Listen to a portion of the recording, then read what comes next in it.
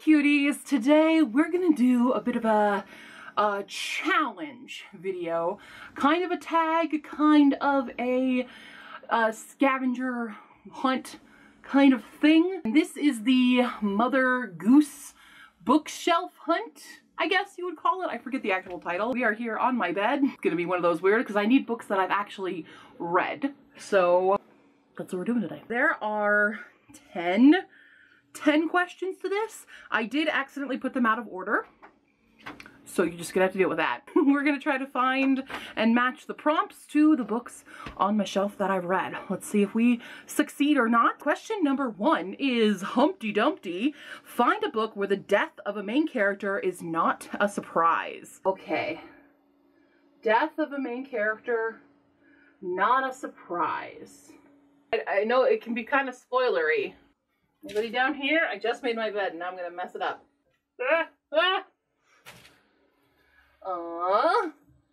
Everything's falling, it's fine. We are gonna go with Kingdom of Bach by Marie Lu.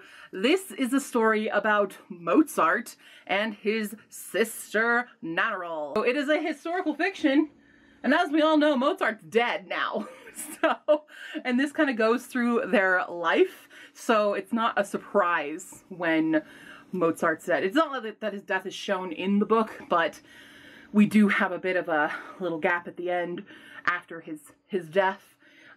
So I'm gonna go with Kingdom of Bach. Very beautiful book, by the way. You should definitely pick this one up, but if you like kind of historical with a fantasy element to it, not a full-on fantasy, but with the elements of it, you're gonna go with this. No, actually, no, there's quite a bit of fantasy in this. I take that back. I'm just gonna be down here. Number 2, Hickory Dickory Dock. A book with time travel. Oh, that's easy. Okay, I'm not gonna pull them out because they're all sitting here, but we're gonna go with Miss Peregrine's Home for Peculiar Children. Whole series, got time travel. That's the whole thing, with time loops and traveling through the loops to get to the time that you need to be. Peculiar Children series, 6 books, 7 if you count Tales of the Peculiar, but it's all in here. This is really great video quality that I'm giving you guys. Number 3, Row, Row, Row Your Boat, a nautical theme. I'm gonna go all the way over here, and we're gonna go with Daughter of the Pirate King by Trisha Levenseller. This has lots of pirates, lots of mermaids. It's all seafaring. It's fantastic. It's fun. It's quick. It's romantic. It's adventurous. It's just overall a great book, especially if you want that good old nautical theme. I highly recommend picking this duology up. What do we have next? Number 4, There Was a Crooked Man, a book with a misunderstood character. Oh, okay. Misunderstood character. How do I want to define misunderstood? We're gonna go with Cruel Prince by Holly Black. I know, it's a book that's talked a lot about on BookTube, but I think this is a really good example of a misunderstood character. I'm sorry I'm so far down here. Hold on. All right, so Cruel Prince. I'm gonna try to make an effort in this video. I'm sorry. But we have June, and we also have Carden, more so in the second book.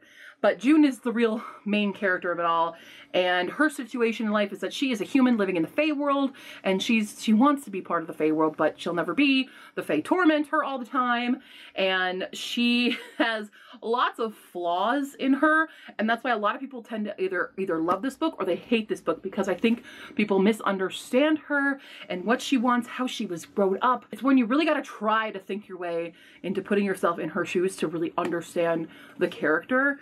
And that's why I like her so much, because she's so complex. So, Cruel Prince. Number 5, Mary Had a Little Lamb, an unrequited love plotline. Does it have to succeed? That's the real question. Because if it's just unrequited but it ends up good, then I've got a few of them. Oh, you know what? We're gonna go with Fairest by Marissa Meyer. This is a little companion prequel story, which is Lavanna's story. She's the main villain in the Lunar Chronicles, and she definitely has an unrequited love in this. And she goes to some pretty extremes to get that love requited. But it's a good villain origin story, even though it does play on the trope of the scorned woman kind of thing. But yeah, we'll go with Ferris. Number 6, Jack and Jill find a book where a secondary character is just along for the ride. Yeah. We're gonna go with that. We're gonna go with Winterwood, sorry, it's all shiny, by Shay Earnshaw. And this is a beautiful, gorgeous book and everyone should read it. But there is the character of Susie who ends up mixed in with this plot kind of on accident. There is this huge snowstorm that snows everyone into this town, and it's not going to open up again until like spring. And there's like a missing boy everybody thinks he's dead, and there is a boys camp, and then this girl who lives in the woods and kind of is a witch. But there is a girl who snuck into the boys camp before the snowstorm, and now she's stuck there, and it's whoops, she got caught.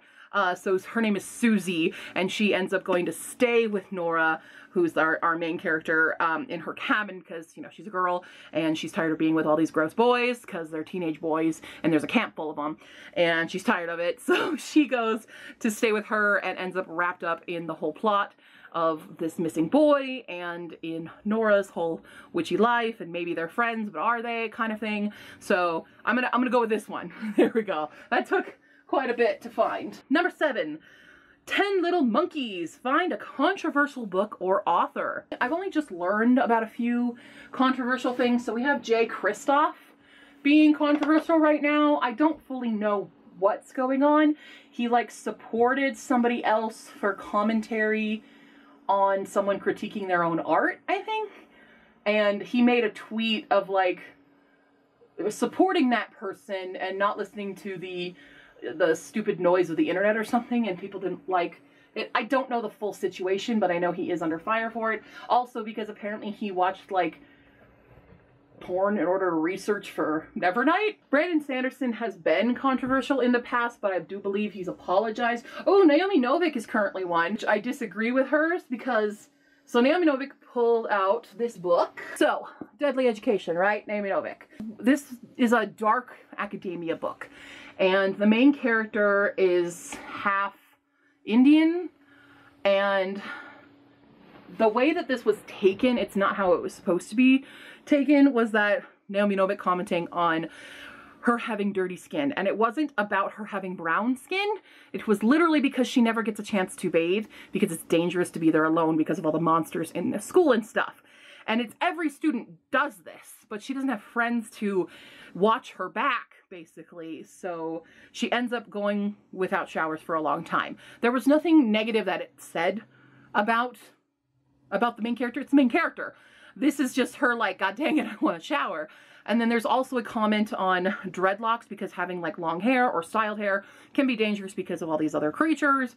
And Naomi Novik did write an apology and took it out of any other further editions of the books. So she corrected herself, but people still are like, just cancel, cancel, cancel without giving her a chance.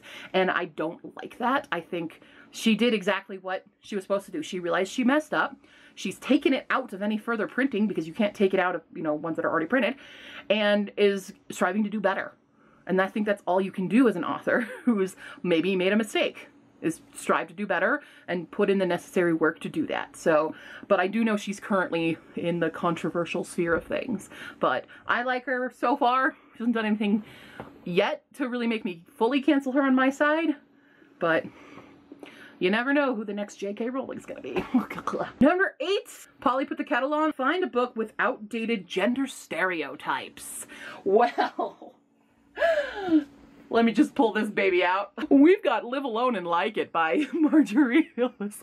This book is from, when is this from? 1930? 1936. This is a book that I love because it's old. It's falling apart, and it is a first edition of this really hilarious book of a self-help book for women who are living alone, and all the things that you need to be able to do in case you have male guests and things, and what it is to be a single woman of want of fortune. What? No. well, kind of. It does have some very outdated stereotypes for genders in this. It's hilarious though, in my opinion. Oh, there's that baby. Sits right there in a spot of glory. Number 9, Twinkle Twinkle ABCs. 2 books with near identical plot lines. Near identical plot lines. Okie dokie. We're good. I'm gonna cheat so bad. Okay. Hold on, I just read this book, so it's all the way down here. You guys are gonna be so mad at me. A Date with Darcy and Prom and Prejudice. These are both Pride and Prejudice retellings set in high school with main characters who are in elite boarding school, not boarding schools, but very elite private schools, and who put up with Mr. Rich Boy Darcy and end up in some scandal with, you know, the Wickhamy character, and it's both high school AU's Pride and Prejudice, so they're nearly identical. I do like this one more than I like this one, but they're both just fun. If you're into Pride and Prejudice, there you go. Did I cheat? Did I cheat? Not, I mean, they're both high school AUs and scholarship students. So there you go. It's identical. Number 10, Old Mother Hubbard. Find a book with an amusing grandmother figure. Amusing grandmother figure. Anybody with a grandma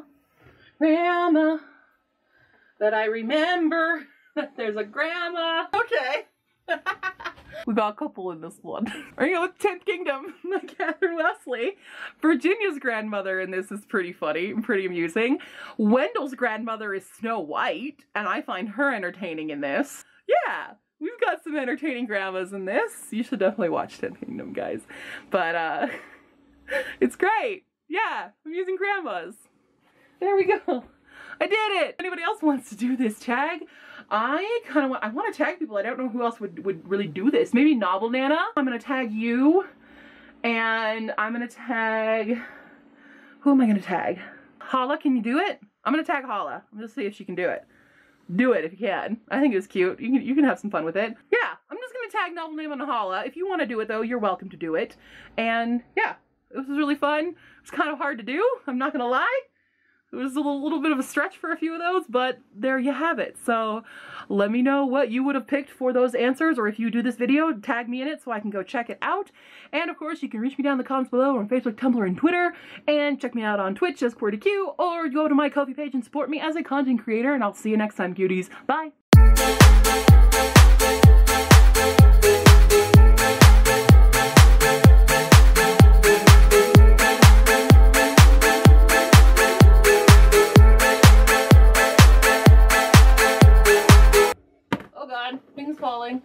Things falling. Okay.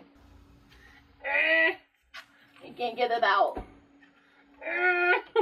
No. What is that? What? I can't read my own handwriting.